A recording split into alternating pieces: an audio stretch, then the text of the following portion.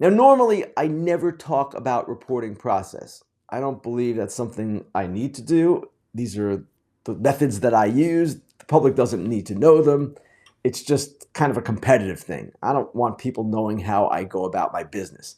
And if you go back even to the Astros sign stealing scandal and the story that I wrote with Evan Drellick that kind of broke that whole thing open, we never talked about process until Evan wrote his book, Winning Fixes Everything. At that point, it was years later, and he was willing to share some things, not everything, but some things that we had done while reporting that story.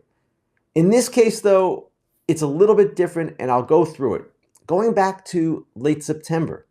Now, in late September, I wrote a story that I generally write every year.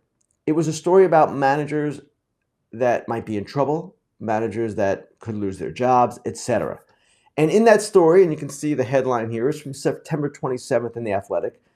I raised some questions. Council leaving Brewers, Mets cutting cord with Showalter, 10 managers with questions about the future. I didn't expect that we would get 8 changes, but these were certainly some of the teams that had questions about going forward. And in that story, in the section about Craig Counsell, I included one paragraph that I want to go back to here because this paragraph was something I debated at the time. And now, as I look back, something maybe I should have written differently. Let's take a look at this paragraph and I'll go through it. I wrote that the Mets might not be Counsell's only option if he chooses to leave the Brewers. His availability perhaps would compel other teams to ponder changes, even if it means moving on from their current managers. Now, that paragraph proved to be prescient, but when I wrote that, I actually thought about going even further. I thought about mentioning the Cubs with Ross and even the Cardinals with Oliver Marmol. Why those two teams? Well, it's obvious. Those two teams were the teams that Counsell has tortured over the past several years, or had tortured, as manager of the Milwaukee Brewers. But I pulled back on it because there was no evidence that either Ross or Marmol was in trouble. And I felt that if I wrote that, it might create a situation where aggregators, other websites picked up on it and it would become a thing. And I've got to be mindful of my responsibility as a journalist here and as someone who does get read by quite a few people. I've got to be mindful that if I write something like that, it could start a whole wave of news, and there was no news at the time. This was not something that was actually real at that time. Well, fast forward 6 weeks, and what happens? Exactly what I wrote, except for the part about the specifics, did happen. So last Monday, I had just landed in Arizona for the GM meetings.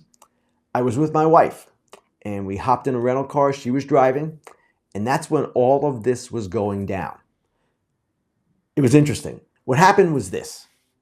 First, Joel Sherman and John Heyman of the New York Post reported that Carlos Mendoza was going to be the new manager of the Mets. Big story. Mendoza, not Counsell, was going to be the manager of the Mets. I'm in the car. I see the tweet. I'm like, okay. And I start digging.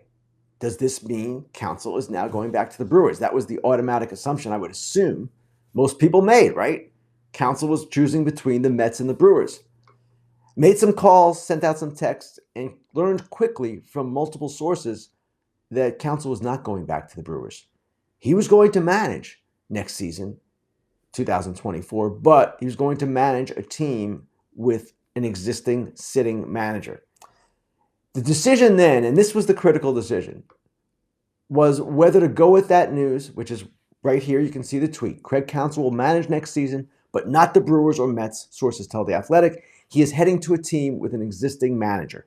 Mets hiring Carlos Mendoza, per Joel Sherman and John Heyman.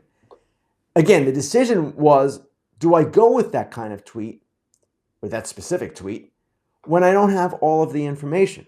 Remember, I don't have where Counsell is going there. All I have is that he's not going to manage the Brewers or the Mets. And the Brewers in particular, because the Mets, as Joel and John reported, were going to name their manager. The question then is, for me, do I release half of the information, which is what it was, or do I wait for the whole thing? Try to get who that team is and which manager is getting fired for Counsell.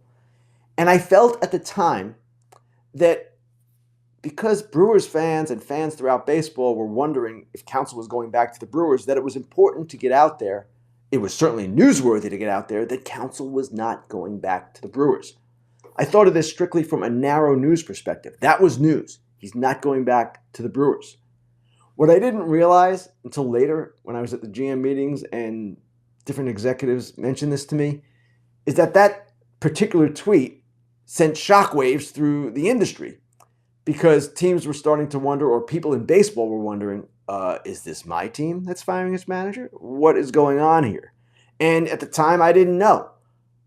So I sent the tweet out. Jason Stark sent me a text message immediately saying, whoa, what a tweet that was. I said, I know, I'm going to keep digging and try to find out what exactly is going on here. And that's what I did. Continued texting, continued calling. We're still in the car, still driving to where we're going, my wife and I. And eventually I got the information. I checked a number of teams, but eventually I learned it was the Cubs, and then put up the tweet that he was indeed getting hired by the Cubs. That was at 1:26 p.m., 16 minutes after the initial tweet. It seemed like in the interim, that period from 1:10 to 1:26, it seemed like hours because I was frantic. I was scrambling. I knew other reporters were now on this because I had tweeted it. It's the way our industry works. You see one thing, you start looking for another piece of information. That's what I did when Joel and John reported that Mendoza was going to the Mets. 16 minutes seemed like a lifetime, but that is what happened. And that's the world we live in today. And yes, it was a shocking turn of events. It was something that stunned even me.